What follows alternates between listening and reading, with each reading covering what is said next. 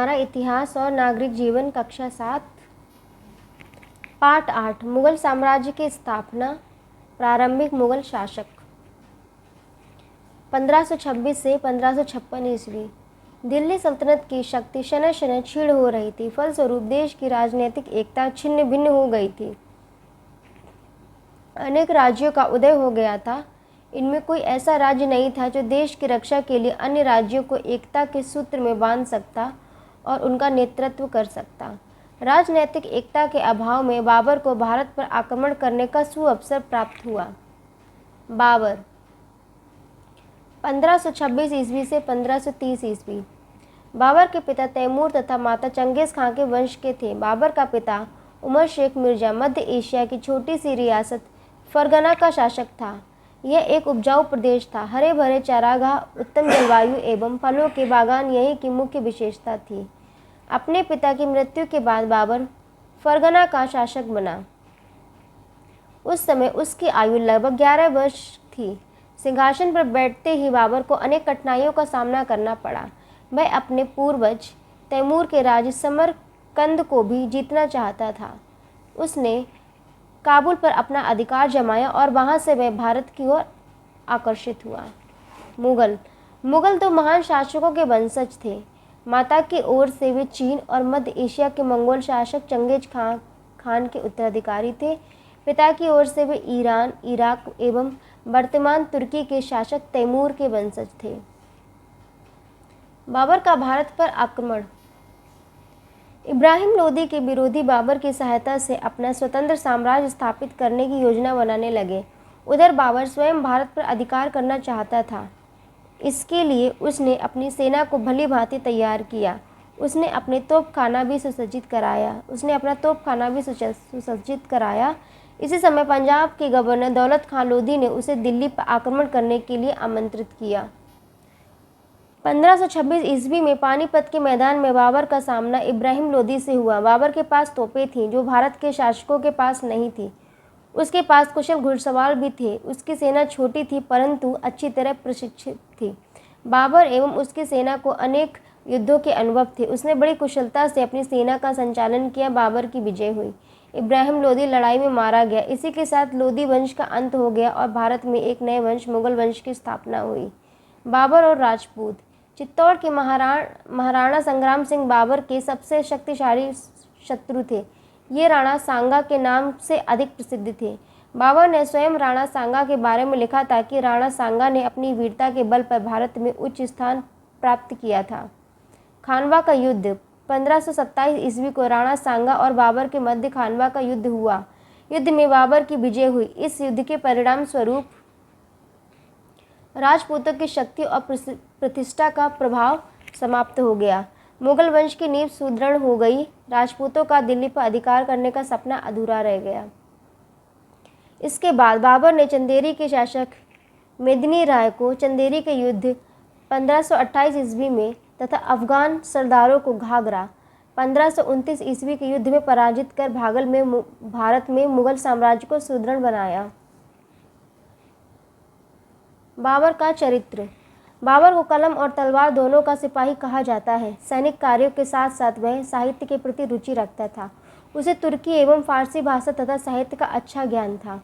बाबर स्वयं भी उच्च कोटि का साहित्यकार था। उसने अपनी आत्मकथा, सबसे पहले यही देख लीजिए आगे जाने से पहले, बाबर का चांदी का दिरहम। उसने अपनी आत्मकथा लिखी। ये तुर्की भाषा में है और तुझे के बाबरी नाम से प्रसिद्ध है। इसके फारसी अनुवाद को बाबरनामा कहते हैं, जिसे अब्दुर्रहीम खाना ने किया था। बाबर को बगीचों का बहुत शौक था।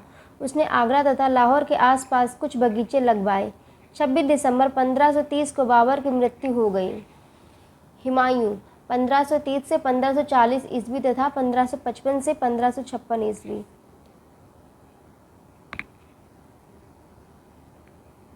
ये बाबर के बगीचे बाबरनामा में बताया गया जिस तरह से कि इसके बगीचे हैं। ये है, ये हुमायूं की तस्वीर है। बाबर की मृत्यु के पश्चात उसका पुत्र हुमायूं 1530 ईस्वी में मुगल सिंहासन पर बैठा। सिंहासन पर बैठते ही हुमायूं को अनेक कठिनाइयों का सामना करना पड़ा। उसकी सबसे बड़ी कठिनाई उसके शत्रु थे, जिनमें पश्चिम में गुजरात के शासक बहादुर शाह और पूर्वी भारत का शेरशाह मुख्य थे। ये दोनों भारत में अपनी शक्ति को बढ़ा रहे थे और मुगल शासक हुमायूं को भारत से भगाने के लिए प्रयत्नशील थे। इनके साथ हुमायूं के सगे संबंधी भी उसके लिए कठिनाई उत्पन्न कर रहे थे। उन्होंने प्रायः उसके शत्रुओं का ही साथ दिया। हुमायूं और बहादुर शाह गुजरात का शासक था। बहादुर शाह दिल्ली का साम्राज्य प्राप्त करना चाहता था। उसने सन 1534 ईस्वी में चित्तौड़ पर आक्रमण कर उसे अपने अधीन कर लिया। अतः हुमायूं एवं बहादुर शाह के बीच युद्ध की संभावना बढ़ने लगी। अंततः हुमायूं एवं बहादुर शाह के मध्य युद्ध हुआ, जिसमें बहादुर शाह की पराजय हुई। हुमायूं से बचते हुए बहादुर शाह ने पुर्तगाली द्वीप में शरण ली। हुमायूं गुजरात विजय कर अपनी राजधानी वापस चला गया। इस मौके का लाभ उठाकर बहादुर शाह ने पुर्तगालियों की मदद से गुजरात पर पुनः अधिकार कर लिया। हुमायूं की विजय के विरुद्ध जन विद्रोह के चलते मुगलों के हाथ से गुजरात निकल गया। हुमायूं और शेरशाह 1538 ईस्वी में हुमायूं ने शेरशाह से चुनाव जीत लिया। तत्पश्चात शेरशाह ने गौड़ बंगाल पर विजय प्राप्त की और बंगाल पर अधिकार कर लिया।